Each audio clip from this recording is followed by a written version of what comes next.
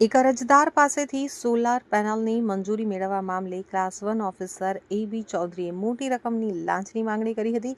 આ અંગે ફરિયાદ મળતા જ ACBની ટીમે છટકું ગોઠવ્યું હતું, જેમાં અધિકારી 5 લાખની લાંચ લેતા રંગે હાથ ઝડપાઈ ગયો હતો. તપાસ દરમિયાન અધિકારીની કારમાંથી જ આ 5 લાખની રોકડ રકમ રિકવર કરવામાં આવી હતી. લાંચના કેસમાં ધરપકડ કર્યા બાદ ACBની ટીમો દ્વારા અધિકારીના વિવિધ સ્થળો ઉપર દરોડા પાડવામાં આવ્યા હતા. તો ACBએ અધિકારીના અમદાવાદ અને સુરત સ્થિત રહેઠાણો ઉપર સઘન સર્ચ ઓપરેશન હાથ ધર્યું હતું.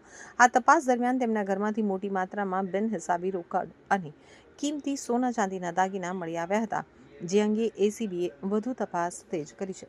મુખ્ય વિદ્યુત નિરીક્ષક અશ્વિન B ચૌધરીને ત્યાં ACB દ્વારા પાડવામાં આવેલા દરોડામાં સુરતના VIP રોડ ઉપર વેસુ વિસ્તારમાં આવેલી તેમની રહેણાંક મિલકત મુખ્ય કેન્દ્ર રહ્યું છે, જ્યાંથી કરોડોની અપ્રમાણસર મિલકતનો ખુલાસો થયો છે. અશ્વિન ચૌધરીની માલિકીના ગાંધીનગર અને સુરત સ્થિત વેસુ નામના મકાનોમાં તેમજ ગાડીઓમાંથી સર્ચ ઓપરેશન કરી કુલ 1,76 લાખ રૂપિયાની રોકડ રકમ મળી આવી હતી. આ ઉપરાંત સુરત અને ગાંધીનગરની આ મિલકતોમાંથી 88,82,000 રૂપિયાની કિંમતના સોના ચાંદીના દાગીના તેમજ 5,51,000 રૂપિયાની રોકડ સાથેના ગિફ્ટ વાઉચર પણ જપ્ત કરવામાં આવ્યા છે.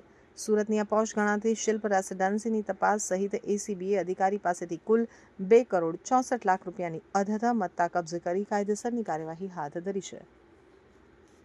દાગીના અને સિક્કાઓ મળી આવેલ. આમ કુલ 2,64,97,880 રૂપિયાની મત્તા તેઓના ઘર અને તેઓની ગાડીની સર્ચ ઓપરેશન દરમિયાન મળી આવેલ છે.